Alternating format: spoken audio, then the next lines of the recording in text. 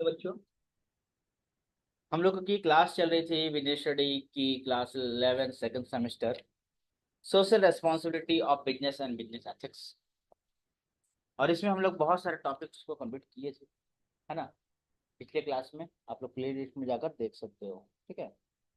अब जो है, इतने सारे कंप्लीट करने के बाद हमारा जो क्लास है आगे बढ़ता है। लास्ट हम लोगों ने यहाँ तक किया था, है ना। अब इसके बाद हम लोग स्टार्ट करेंगे।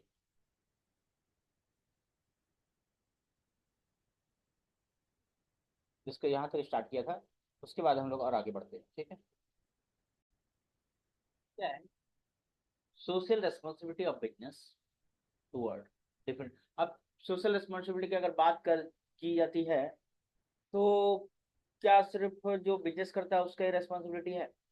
नहीं, सबके प्रति अपना अपना रिस्पॉन्सिबिलिटी है। गवर्नमेंट का भी ध्यान देना है कि भाई जो जो फैक्ट्री है, जो जो कंपनी है, जो जो देश के इकोनॉमिक में, इकोनॉमिक कंडीशन में साथ दे रहा है, इकोनॉमिक व्यवस्था में साथ दे रहा है, इकोलॉजिकल बैलेंस को साथ दे रहा है, हर देश को आगे बढ़ाने में साथ दे रहा है।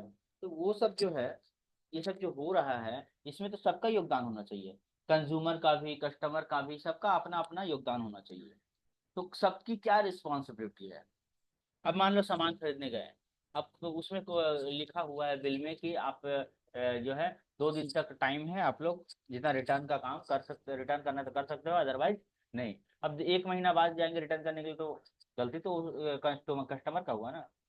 तो ये चीज हो गई कि सामान देख के लेना, डेट पे ये सब सब करना। तो कुछ कस्टमर का भी रिस्पॉन्सिबिलिटी हो जाता है, कुछ एम्प्लॉय की भी रिस्पॉन्सिबिलिटी हो जाती है, कुछ गवर्नमेंट की हो जाती है, कुछ कम्युनिटी की, सबकी अलग अलग, है ना। तो रिस्पॉन्सिबिलिटी सबका अलग अलग बताया गया है कि रिस्पॉन्सिबिलिटी अगर है तो ऑनर मालिक का, और या फिर कोई इन्वेस्ट कर रहा उसका क्या रिस्पॉन्सिबिलिटी है, क्या इन्वेस्ट करके बिजनेस में, कंपनी में इन्वेस्ट करके क्या सो जाना है। मालिक को क्या पैसा इन्वेस्ट करके कुछ नहीं करना है। कंज्यूमर को या कस्टमर को क्या करना है, एम्प्लॉय को क्या करना है, द गवर्नमेंट का क्या रोल होना चाहिए, क्या रेस्पॉन्सिबिलिटी है, क्या भूमिका होनी चाहिए, कम्युनिटी अगर है तो उसकी क्या भूमिका होनी चाहिए, वगैरह वगैरह। तो ये सारा चीज हम लोग एक एक करके हम लोग पढ़ने वाले हैं। तो बहुत डीप में जाएंगे, तो आप लोग ध्यान दोगे अच्छी तरह से, ठीक है। तो एक एक करके सबसे पहला निकलता है पॉइंट, क्या responsibility toward owner and respect, मतलब मालिक के हिसाब से, मालिक के हिसाब से देखा जा रहा है, ठीक है। चलिए, तो पहले इस पॉइंट को हम लोग डिस्कस करते हैं।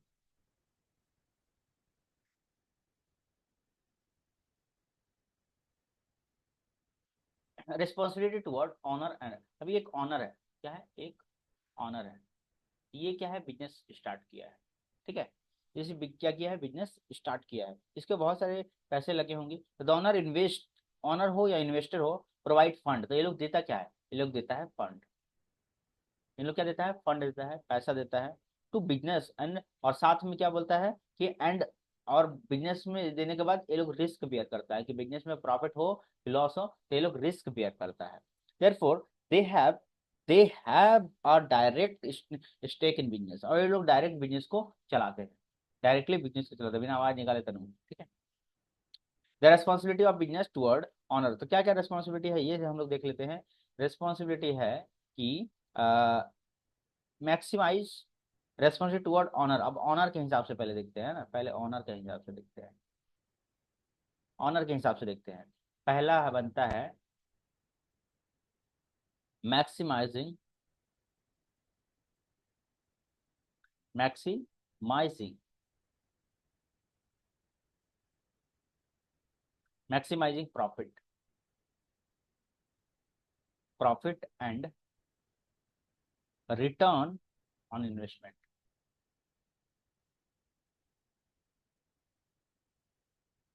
इन्वेस्टमेंट मतलब अगर कोई पैसा लगाया है तो उसका अच्छा रिटर्न मिलना चाहिए, मैं प्रॉफिट को मैक्सिमाइज करके, और उसको अच्छा रिटर्न मिलना चाहिए। ये उसका रिस्पॉन्सिबिलिटी है। दूसरा जो है स्ट्रेटेजिक, स्ट्रेटेजी जो भी है वो स्ट्रेटेजिक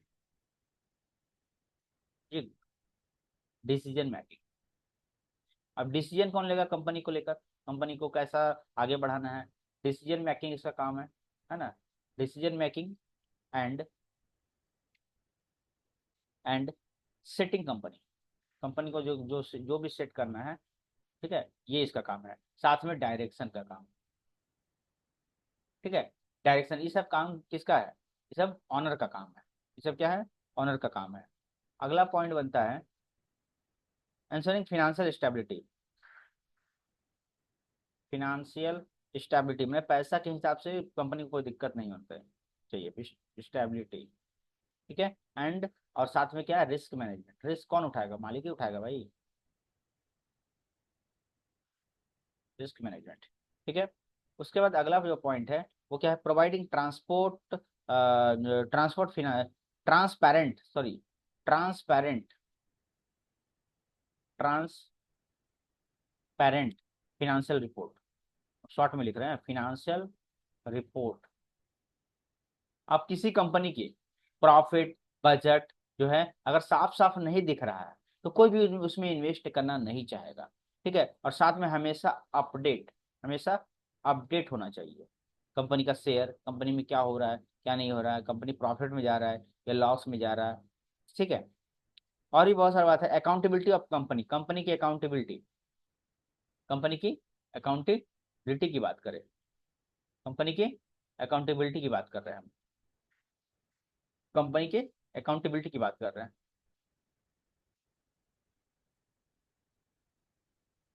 पांचवा point, accountability.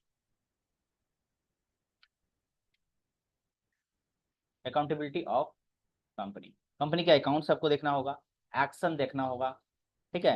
And outcomes, and outcomes देखने होंगे, एंड आउटकम्स देखने होंगे, कंपनी का क्या अर्निंग हो रहा है, ठीक है। अगला पॉइंट जो बनता है मेंटेनिंग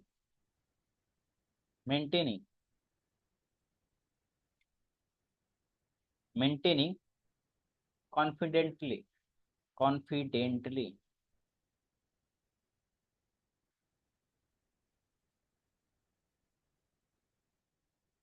मतलब कंपनी का मालिक हो तो उसमें कॉन्फिडेंट होना चाहिए कि हमारा जो लेबर है, हमारा जो कस्टमर है वो डरे नहीं।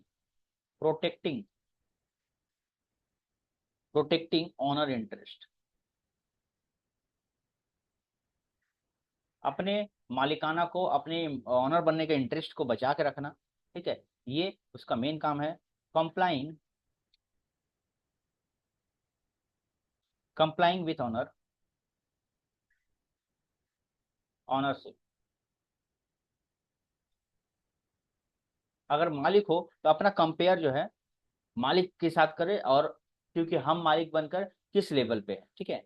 एग्रीमेंट एंड टर्म, और एग्रीमेंट और टर्म भी वैसे ही होना चाहिए। एग्रीमेंट एंड टर्म, जो बात बोले वो करे।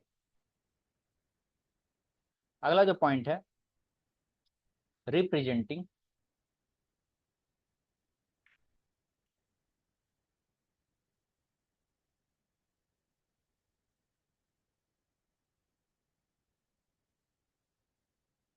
Representing owner interest,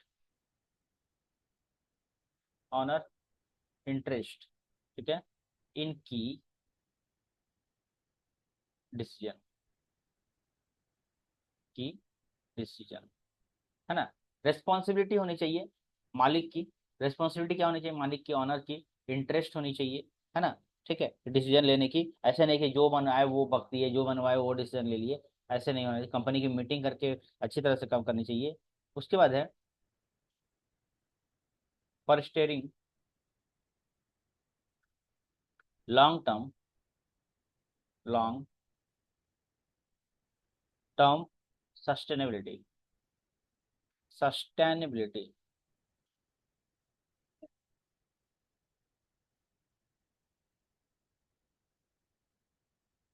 for steering long term sustainability, मतलब ऐसा बुनियाद बनाना है कि लॉन्ग टर्म। अब आप लोग टाटा को देख सकते हो, ऐसी बुनियाद बनी है कि कोई हिला नहीं सकता है,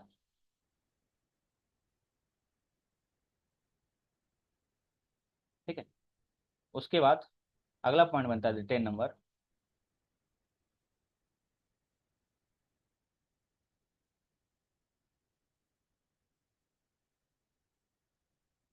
10 नंबर पॉइंट है ensuring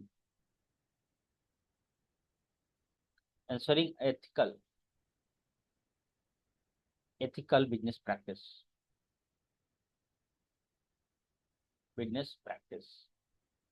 मतलब एंसुअल एथिकल मतलब बिजनेस करते करते जो आइडियाज आ जाए और नए नए आइडिया इसमें यूज भी करना चाहिए। तो ये सारे के सारे 10 पॉइंट हो गए रेस्पॉन्सिबिलिटी ऑफ ऑनर के। अब इन्वेस्टर अगर है इसमें, अगर इन्वेस्ट कर रहा है तो उसका क्या होना चाहिए रेस्पॉन्सिबिलिटी, इसके बारे में डिस्कस करेंगे। ठीक है, इन्वेस्टर मतलब शेयर होल्डर। ठीक है, चलिए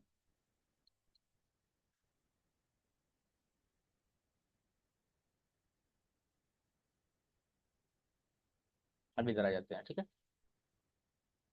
दूसरा पॉइंट क्या है, कंज्यूमर और सॉरी इन्वेस्टर, इसमें इन्वेस्टर भी है। इन्वेस्टर के बारे में डिस्कस करते हैं, इन्वेस्टर का नीचे ही डिस्कस कर लेते हैं, है ना, इन्वेस्टर के हिसाब से।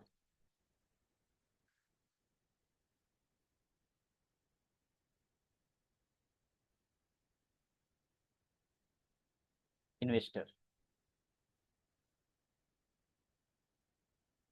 इन्वेस्टर का क्या है, responsibility toward investor, responsibility toward investor. ठीक है, पहला पॉइंट बनता है कि financial growth financial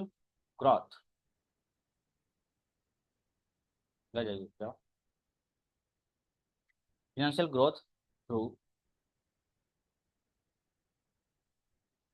through dividend dividends और कैपिटल कैपिटल अप्रिसिएशन अप्रिसिएशन मतलब क्या है, फिनेंशियल ग्रोथ, फिनेंशियल ग्रोथ मैंने कि पैसा को बढ़ाना देना है और उन लोग को इंटरेस्ट बढ़ाना है, किससे, उन लोग को डिविडेंड देकर। ठीक है, timely timely and accurate timely and accurate information, सही इंफॉर्मेशन देना है, कंपनी के सही इंफॉर्मेशन देनी है। ठीक है, डिस्क्लोजर।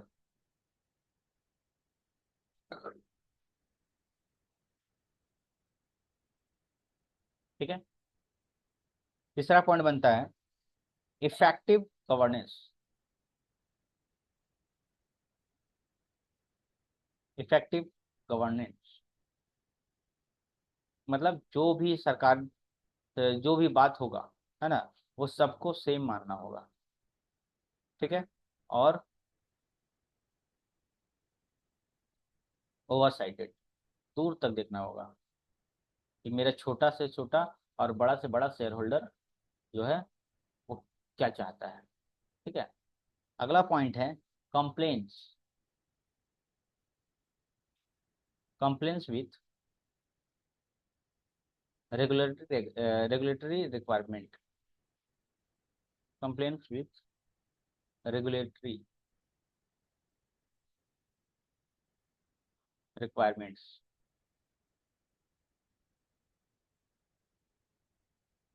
क्या क्या जरूरी है उसके लिए कंप्लेन और रेगुलर रहना पड़ेगा। अगला पॉइंट है इफेक्टिव गवर्नेंस हो गया, टाइमली हो गया, टाइमली हो गया, इफेक्टिव हो गया, कंप्लेन्स हो गया, 1 2 3 4, fifth number regular regular regular communication communication. ठीक है, and engagement and engagement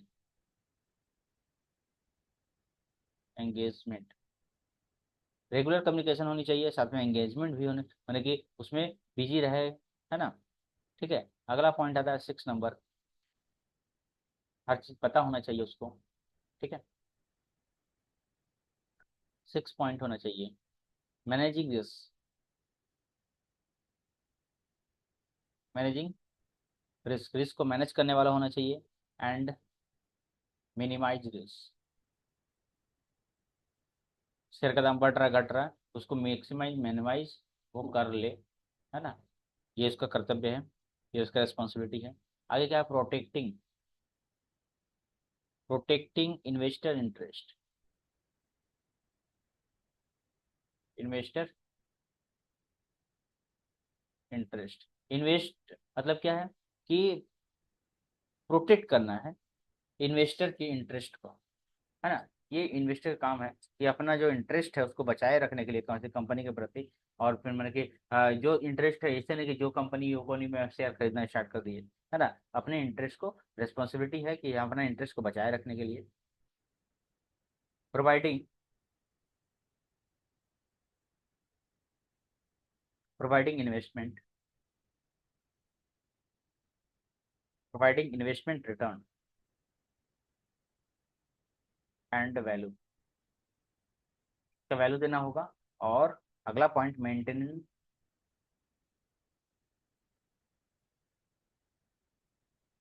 maintaining transparency, transparency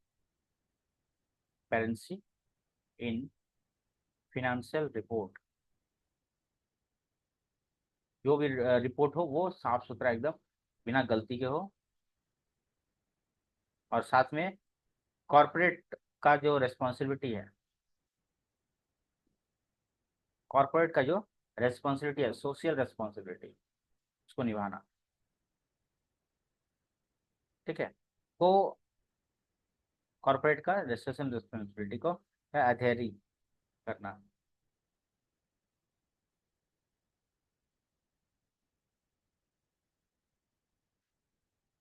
ठीक है। तो ये सारे के सारे हमने उनमें पढ़ा, ऑनर और इन्वेस्टमेंट का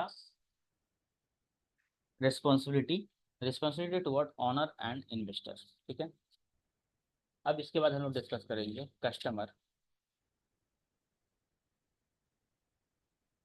इसके बाद हम लोग कंप्लीट करेंगे ऑनर। तो हम लोगों ने क्या डिस्कस किया, हम लोगों ने डिस्कस किया कि social responsibility of business, social responsibility of, social responsibility of business toward, हमारा कंप्लीट हो गया बिजनेस एंड ऑनर्स,